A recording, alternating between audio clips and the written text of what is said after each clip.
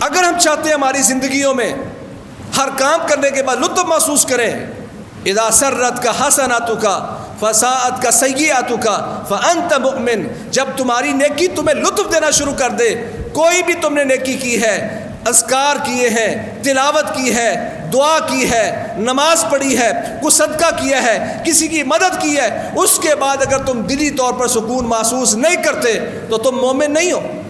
کیا میری برائیاں مجھے پشیمان کر رہی ہیں؟ اگر نہیں کر رہی تو اس کا مطلب ہے اس دل کی ابھی صفائی باقی ہے، اس پر جو فتنوں کی بچھاڑ ہے، جو سیاہ رنگ کا دل ہو چکا ہے، اس سیاہ دل کو سفید کرنا ہوگا، اور اس کا واحد طریقہ صرف 3 کام کر لو۔ فضیلت الشیخ مفتی عبداللطیف، اسلامک اسکالر۔ قال اللہ عز وجل فی کتابہ العزیز أَلَمْ يَأْنِ لِلَّذِينَ آمَنُوا أَن تَخْشَعَ قُلُوبُهُمْ لِذِكْرِ اللَّهِ وَمَا نَزَلَ مِنَ الْحَقِّ وَلَا يَكُونُوا كَالَّذِينَ أُوتُوا الْكِتَابَ مِن قَبْلُ فَطَالَ عَلَيْهِمُ الْأَمَدُ فَقَسَتْ قُلُوبُهُمْ وَكَثِيرٌ مِّنْهُمْ فَاسِقُونَ۔ اللہ رب العزت اپنی لاریب کتاب قرآن مجید میں فرماتے ہیں، کیا ابھی بھی ایمان والوں کے لیے وقت نہیں آیا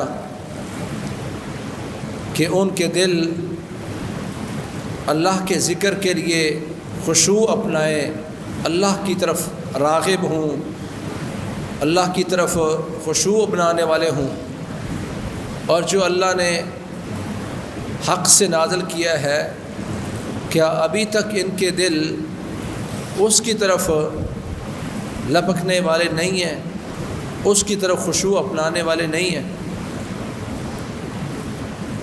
اور یہ ایمان والے ان لوگوں جیسے نہ بنے جن کو ہم نے کتاب دی، اہل کتاب یہودی عیسائی نہ بنے کہ جن پر وقت کو تھوڑا سا لمبا کیا گیا، ان کو مہلت دی گئی تو ان کے دل سخت ہو گئے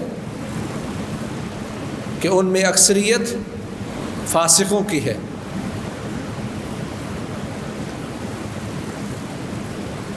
انسان سستی اور غفلت میں پڑا ہوا ہے، اور رب اس انسان سے کہتے ہیں ابھی وقت نہیں آیا کہ تمہارے دل ڈرنا شروع ہو جائے، اللہ کی طرف راغب رغبت رکھنے والے اور خشوع اپنانے والے ہو جائے تمہارے دل، ابھی وقت نہیں آیا۔ بہت سارے احباب ایسے ہیں جو کہتے ہیں نماز بھی ادا کرتے ہیں، دعائیں بھی کرتے ہیں، قرآن کی تلاوت بھی کرتے ہیں، نمازوں میں لطف نہیں آتا، اللہ کو یاد کرنے سے دل مطمئن نہیں ہوتے۔ اس کی وجہ کیا ہے؟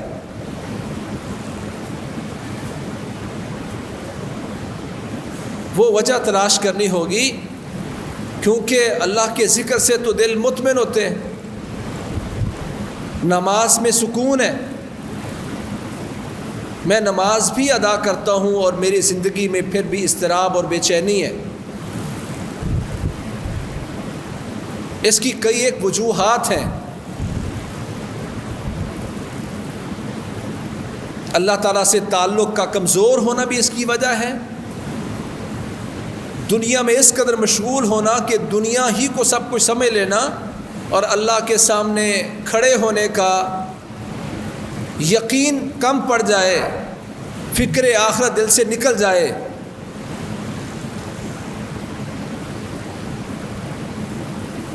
اس دنیا کو بندہ حقیقی سمجھ لے اور اللہ کے سامنے کھڑے ہونے کا تصور کمزور پڑ جائے تو پھر نمازوں سے لطف نکل جاتا ہے۔ اللہ کا ذکر کرنے کے باوجود انسان اطمینان نہیں پاتا۔ در حقیقت جو یہ انسان اس انداز میں اللہ کی عبادت کر رہا ہے وہ غفلت میں ہے، سستی اور کاہلی میں ہے۔ اور اس سستی اور کاہلی میں لوگوں کے انداز مختلف ہے۔ کچھ وہ لوگ ہوتے ہیں جو اللہ کی عبادت بھی کر رہے ہوتے ہیں لیکن بس مرضی کے ساتھ، نہ چاہتے ہوئے، بوجھ سمجھتے ہوئے۔ تو کچھ وہ لوگ ہوتے ہیں جو سستی اور کاہلی میں پڑے ہوتے ہیں اور عبادت کرنے کو بھی دل نہیں چاہتا۔ کچھ وہ لوگ ہیں جو عبادت تو کرتے ہیں مگر زیادہ رغبت موجود نہیں ہے، عدم رغبت کے ساتھ وہ اللہ کی عبادت کر رہے ہیں، تلاوت کر رہے ہیں، دعائیں کر رہے ہیں۔ اور تیسری قسم ان لوگوں کی ہے جو سستی میں پڑے ہوئے ہیں، عبادت بھی کرتے ہیں اور اس میں تھوڑی سی رغبت بھی موجود ہے۔ اور اس وقت امت اسلامیہ کے اکثر لوگ اسی کیفیت سے گزر رہے ہیں کہ عبادت بھی کرتے ہیں اور رغبت بھی تھوڑی سی ہوتی ہے۔ کامیابی اس انسان کو ہے جو پوری رغبت کے ساتھ اللہ کی عبادت کرتا ہے، تو وہی ہے جو نمازوں میں، اذکار میں لطف پا سکتا ہے۔ اسی لیے رسول اللہ صلی اللہ علیہ وسلم نے ارشاد فرمایا اذکر موتک فی صلاتک لأن الرجل اذا ذکر موتہ فی صلاتہ لحری ان یحسن فی صلاتہ، کہ جب تم نماز ادا کر رہے ہو تو نماز کے اندر موت کو یاد کیا کرو۔ حالانکہ نماز میں صرف ایک ہی مقصد ہے، اللہ کو یاد کرنا، پوری رغبت اللہ کی طرف ہو، ان تعبد اللہ کأنک تراہ، اس طرح اللہ کی عبادت کرو، اس طرح نماز پڑھو کہ تم اپنے رب کو دیکھ رہے ہو، تمہارا رب سامنے کھڑا ہے اور تم اپنے رب کی طرف دیکھ رہے ہو۔ یہ کیفیت انسان میں ہوگی تو وہ لطف محسوس کرے گا، ایمان اس میں بڑھے گا اور وہ آگے کی طرف جائے گا۔ کیا میں نماز ادا کرتے وقت میرے تصور میں ہوتا ہے کہ میں اپنے رب کو دیکھ رہا ہوں؟ ان تعبد اللہ کأنک تراہ، اللہ کی عبادت اس انداز میں کرو کہ تم اپنے رب کو دیکھ رہے ہو۔ اگر تم یہ منظر، یہ تصور پیش نہیں کر پا رہے تو پھر تم میں یہ تصور تو ہونا چاہیے فَإِن لَمْ تَكُنْ تَرَاهُ فَإِنَّهُ يَرَاكَ، کہ اگر تیرے دل میں یہ تصور نہ پیدا ہو کہ تو اپنے رب کو دیکھ رہا ہے تو یہ تصور تو ہو کہ تیرا رب تجھے دیکھ رہا ہے۔ ان دونوں تصوروں میں کوئی تصور بھی امت میں موجود نہیں ہے کہ وہ نماز ادا کر رہا ہو اور اس کے ذہن میں ہو، تصور میں ہو میں کہ اپنے رب کو دیکھ رہا ہوں۔ جب یہ تصور پیدا ہوگا کہ میں اپنے رب کو دیکھ رہا ہوں اور اپنے خالق کو دیکھ رہا ہوں تو اس وقت انسان کی کیفیت پھر کیا ہوگی؟ بلا وجہ خارش نہیں کر رہا ہوگا، بلا وجہ بالوں میں ہاتھ نہیں پھیر رہا ہوگا، بلا وجہ کپڑے درست نہیں کر رہا ہوگا، بلا وجہ حرکات نہیں کر رہا ہوگا۔ یہ سارے تصورات ختم ہو جائیں گے جب ایک تصور ہوگا کہ اپنے رب کو دیکھ رہا ہوں۔ یہ تصور کتنے لوگوں میں موجود ہے؟ ہم کہتے ہیں عبادت بھی کرتے ہیں، بے چینی اور اضطراب بھی بڑا ہے، نماز میں لطف نہیں آتا، کبھی کبھی تو لمبے لمبے سجدے کرنے کو دل چاہتا ہے اور کبھی جان چھڑا رہے ہوتے ہیں۔ یہ کیفیت کیوں ہے؟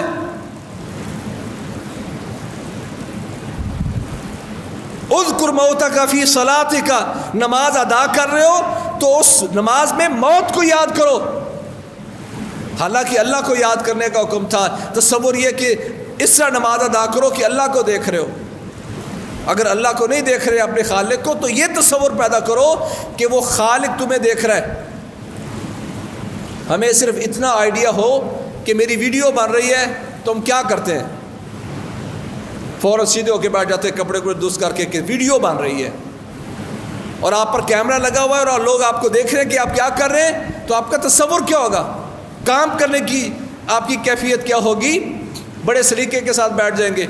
وہ رب آپ کو دیکھ رہا ہے، یہ تصور تم میں پیدا ہوگا تو پھر اپنے آپ کو ٹھیک اور درست کرنے کی کیفیت تم پیدا کرو گے۔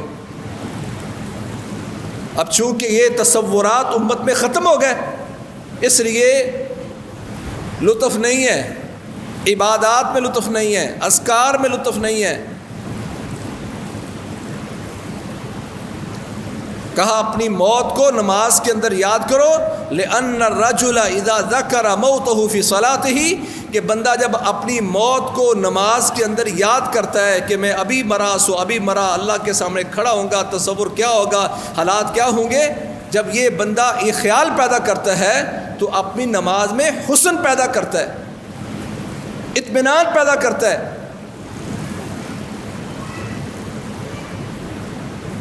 آج اطمینان نہ ہونے کی وجہ ان تصورات سے اپنے آپ کو خالی کر دینا ہے، جو تصورات انسان کو سستیوں سے کاہلیوں سے نکال کر رغبت کی طرف لے آتے ہیں۔ اسی لیے رسول اللہ صلی اللہ علیہ وسلم نے ارشاد فرمایا، ان لکل عمل شرۃ ولکل شرۃ فترۃ فمن كانت فترته الى سنتی فقد افلح ومن كانت فترته الى غیر ذلك فقد ہلک۔ کہا لوگوں سن لو، ان لکل عمل شرۃ، ہر کام میں ایک رغبت ہوتی ہے، حرص ہوتی ہے، تڑپ ہوتی ہے، شدت ہوتی ہے، اور ہر شدت میں ایک سستی سی پیدا ہوتی ہے۔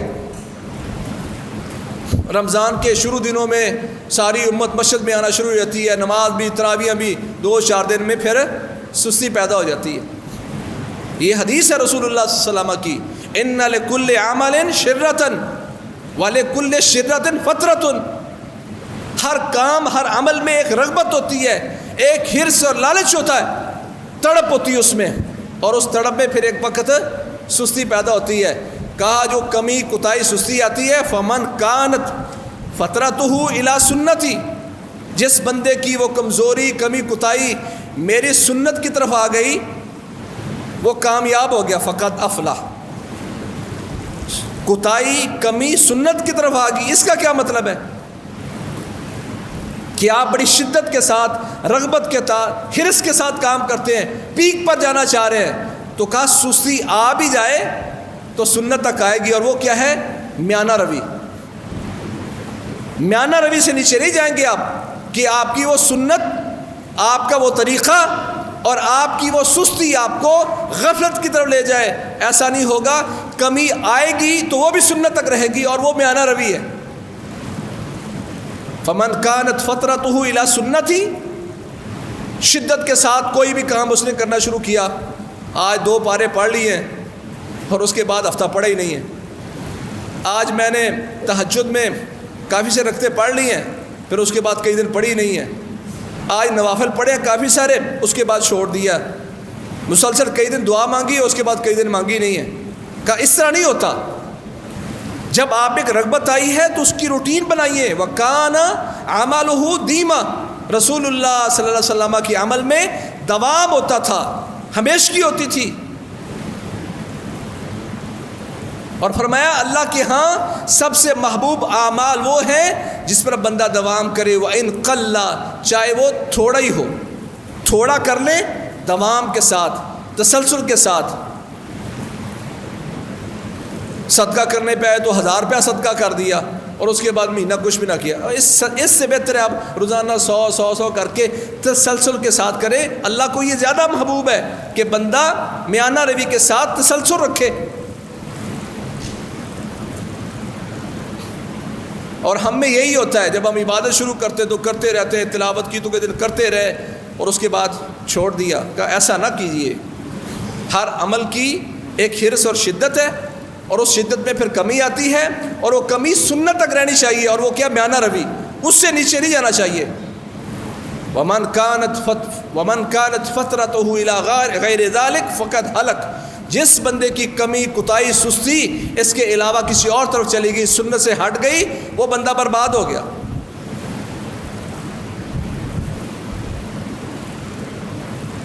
اگر ہم چاہتے ہیں کہ ہماری نمازوں میں لطف آئے، سستی اور کاہلی نہ ہو، تو وہ تھوڑے سے شروع کر لیں اور اس میں تسلسل رہے۔ اسی لیے رسول اللہ صلی اللہ علیہ وسلم اللہ سے دعا مانگا کرتے تھے، اللہم انی اعوذ بک من الہم والحزن والعجز والکسل والبخل یہ دعا اللہ کے نبی کیا مانگ رہے ہیں؟ یا اللہ میں فکروں سے، غموں سے تیری پناہ چاہتا ہوں، یا اللہ غم سے تیری پناہ چاہتا ہوں، کوئی بڑی فکر لگ جائے اس سے تیری میں پناہ چاہتا ہوں۔ والعجز والکسل، یا اللہ میں لاچار ہو جاؤں، بے بس ہو جاؤں اور کچھ کر نہ پاؤں، یا اللہ اس سے بھی تیری پناہ چاہتا ہوں۔ اور سستی سے تیری پناہ چاہتا ہوں۔ لاچاری کو الگ بیان کیا اور سستی کو الگ بیان کیا۔ دونوں کا مطلب کیا ہے؟ لاچاری اور بے بسی کا مطلب یہ ہے کہ آپ ایک کام کرنا چاہ رہے ہیں، آپ کی رغبت ہے، چاہنے کے باوجود آپ نہیں کر پا رہے، یہ انسان بے بس ہے۔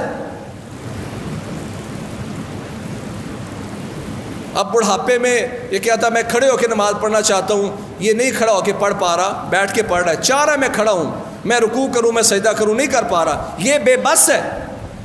یا اللہ اس بے بسی سے تیری پناہ چاہتا ہوں۔ اور سستی میں کیا ہے کہ یہ کر سکتا ہے پر نہیں کر رہا۔ تہجد کی اذان سنی یا تہجد کا وقت ہے، بیدار ہے، اٹھا ہوا ہے، لیکن توفیق نہیں ہے کہ اٹھ کے 4 رکعتیں پڑھ لے، یہ ایک سستی ہے۔ یعنی دونوں میں کام نہیں ہوا، بے بسی میں بھی اور سستی میں بھی۔ فرق یہ ہے کہ بے بس انسان کرنا چاہ رہا ہے، کر نہیں پا رہا، اور سستی والا کرنا چاہ بھی رہا ہے، کر سکتا بھی ہے لیکن کر نہیں پا رہا۔ دونوں سے اللہ کے نبی نے پناہ مانگی، اور آج ہم ان دونوں کیفیتوں سے گزر رہے ہیں۔ اسی لیے رسول اللہ صلی اللہ علیہ وسلم نماز کے اندر بھی، التحیات میں بھی یہ دعا ثابت ہے، اور سلام پھیرنے کے بعد بھی کہ اللہم انی علی ذکرک و شکرک و حسن عبادتک۔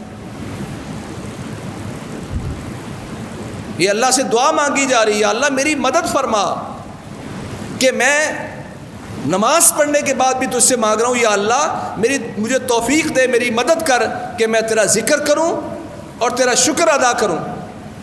وحسن عبادتک، یا اللہ مجھے توفیق دے، میں تجھ سے مانگتا ہوں کہ تیری عبادت میں حسن پیدا کر سکوں۔ ان دعاؤں کا سہارا لیا رسول اللہ صلی اللہ علیہ وسلم نے، اور امت کو بتائے یہ طریقے ہیں اگر آپ چاہتے ہیں کہ آپ کی زندگیوں میں سکون آ جائے اور دل بھی چاہے کہ میں لمبے لمبے سجدے کروں اور اللہ سے دعا مانگوں، اس کا طریقہ یہ ہے۔ ہم اس پہ غور ہی نہیں کرتے کہ نماز روزانہ پڑھتا ہوں، اذکار کرتا ہوں، پر جو اسلام نے بتایا تھا جعلت قرۃ عینی فی الصلاۃ، نماز پڑھنے سے سکون میسر ہوتا ہے۔ ارحنا بالصلاۃ یا بلال، بلال تو اذان کہے گا، ہم تکبیر کہے گا، نماز پڑھیں گے، اس سے راحت و سکون ملے گا۔ کان اذا حزب امر فزع الی الصلاۃ، جب پیارے پیغمبر محمد کریم صلی اللہ علیہ وسلم کو کوئی پریشانی آتی تو اس پریشانی کا حل یہ ڈھونڈتے کہ نفلی نماز شروع کر دیتے، نفل نماز پڑھتے، غم دور ہو جاتے، سکون مل جاتا۔ یہ آج امت اسلامیہ یہ کام کرتی تو اس کو سکون کیوں نہیں ہے؟ کیونکہ پیچھے وہ رغبت اور حسن موجود نہیں ہے جو اللہ کے نبی نے امت میں پیدا کیا تھا۔ جب ہمارا دل بہت چاہ رہا ہوتا ہے نماز پڑھنے کو تو اس کی وجہ کیا ہے؟ تلاش کرو کہ آج کیا وجہ ہے، میں کیوں اللہ کے اتنے قریب ہو رہا ہوں۔ جب پریشانی آتی ہے تو انسان اللہ کے قریب ہو جاتا ہے، پریشانی ختم ہوتی ہے دور چلا گیا۔ اسی لیے پیارے پیغمبر فرماتے ہیں من سرہ ان یستجیب اللہ له فی الشدائد فلیکثر الدعاء فی الرخاء، جو بندہ پسند کرتا ہے مشکلات میں، تکالیف میں، پریشانی میں اللہ تعالیٰ اس کی دعا کو قبول کرے، اس کو چاہیے کہ جب خوشی میں ہو، پریشانی سے نکلا ہوا ہو، دل باغ ہو، اس وقت کثرت سے اللہ سے دعائیں کرے، تو پریشان ہوگا تو اللہ اس وقت بھی قبول فرمائے گا۔ آج ہم صرف پریشانی کے وقت اللہ کی طرف لوٹتے ہیں، حالانکہ فرمایا جو بندہ پسند کرتا ہے کہ اللہ مشکلات میں اس کی ہر بات کو سنے اور حل کرے، اس کو چاہیے کہ جب خوشحالی ہو اس وقت کثرت سے اللہ کی طرف رغبت کرے۔ یہ مسائل جو چل رہے ہیں اور ہم سمجھتے ہیں کہ پریشانیاں بڑی بنی ہوئی ہیں اور لطف نہیں آ رہا نماز میں، کاہلی اور سستی کیا ہے، اسباب بھی اس کے ہم ذکر کریں گے اور انشاءاللہ کتاب و سنت سے اس کا علاج بھی بیان کریں گے۔ لیکن اس سے پہلے جو پیارے پیغمبر محمد کریم صلی اللہ علیہ وسلم نے پورے انسان کا جو مرکز ہے دل، اس کی کیفیت کو بیان کرتے ہوئے فرمایا کہ اس کی بنیادی وجہ کیا ہے؟ تعرض الفتن علی القلوب کالحصیر عودا عودا،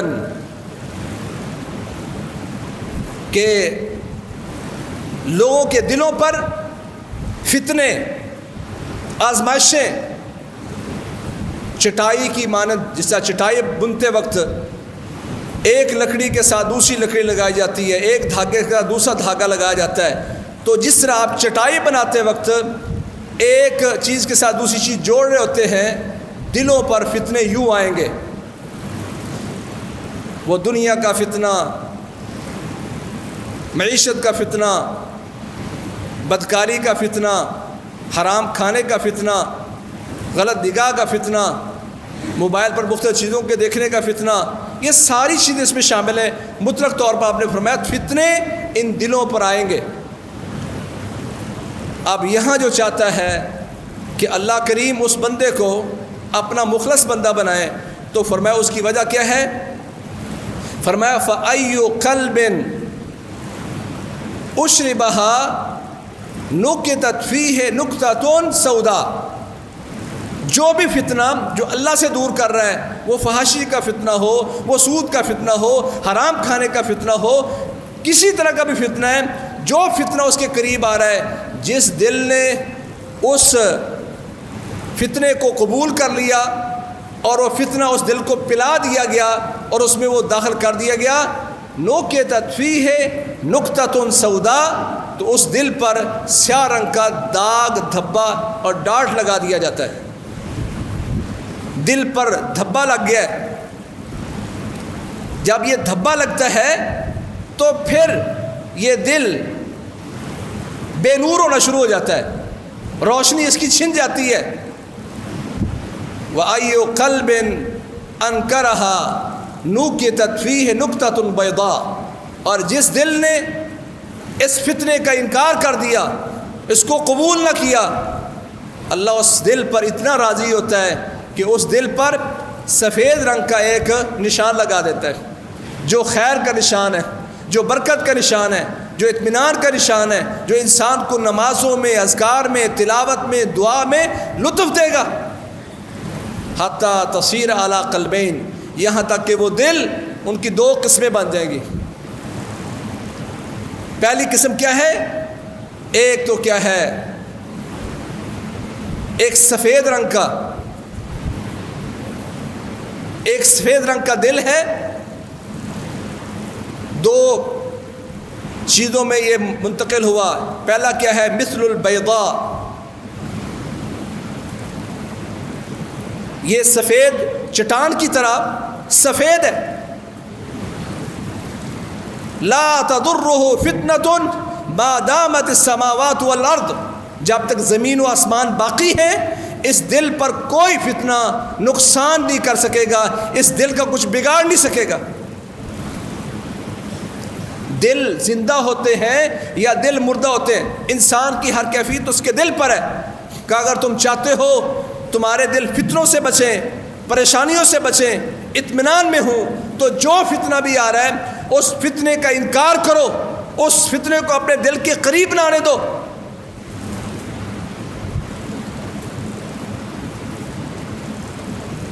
اور فرمایا دوسرا کیا ہے؟ دوسرا وہ فتنہ جو اس دل پہ آیا اور اس نے قبول کر لیا، اللہ کے نبی فرماتے ہیں دوسرا کیا ہوتا ہے؟ اسود مربادن کلکوز مجخیا، پھر جو فتنوں کو قبول کرنے والا دل ہوتا ہے وہ سیاہ ہوتا ہے، مٹیالے رنگ والا ہو جاتا ہے، اور ایسے پیالے کی طرح ہوتا ہے جو ٹیڑھا ہوتا ہے، جو بھی اس میں ڈالو وہ نکل جاتا ہے، نہ نیکی اس میں کھڑی ہوتی ہے، نہ ثواب اس میں آتا ہے، نہ اطمینان اس میں رکتا ہے، جو چیز آپ نے ڈالی ہے ٹیڑھا ہے اور سوراخ والا ہے، وہ نکلتا جا رہا ہے، نکلتا جا رہا ہے،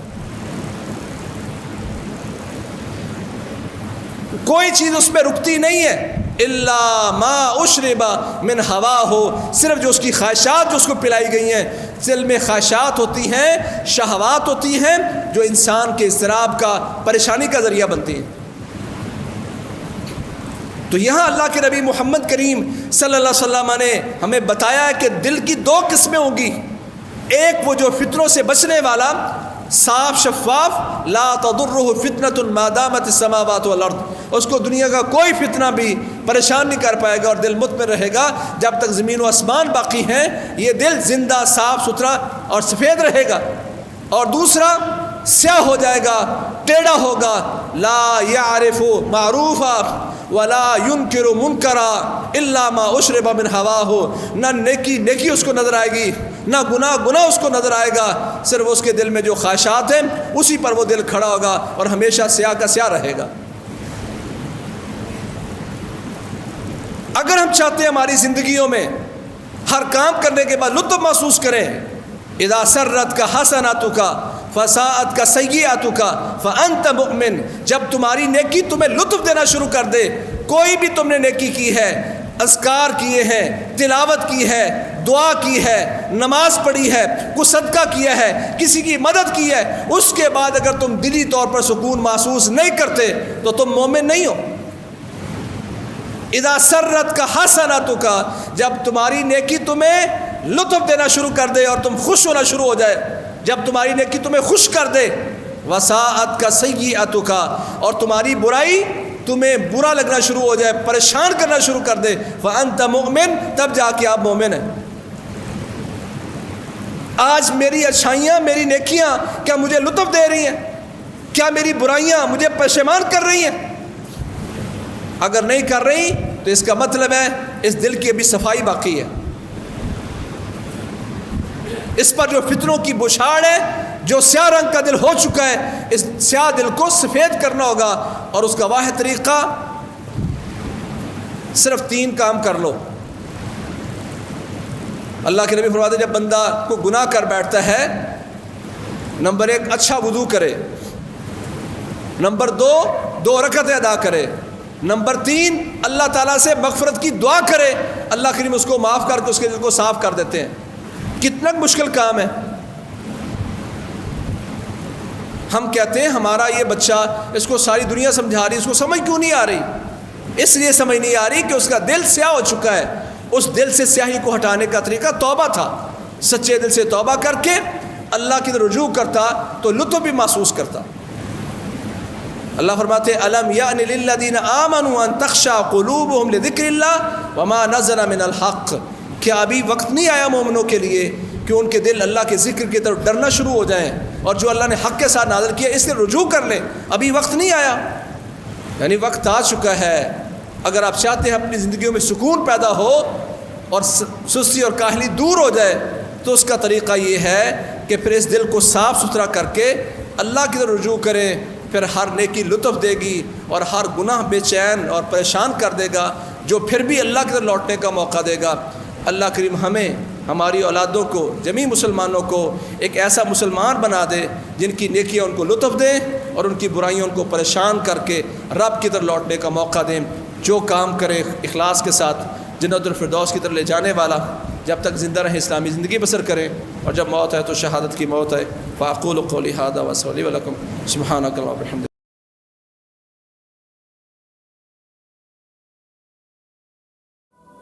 خیر کی بات آگے شیئر کیجیے اور اپنے لیے صدقہ جاریہ بنائیے۔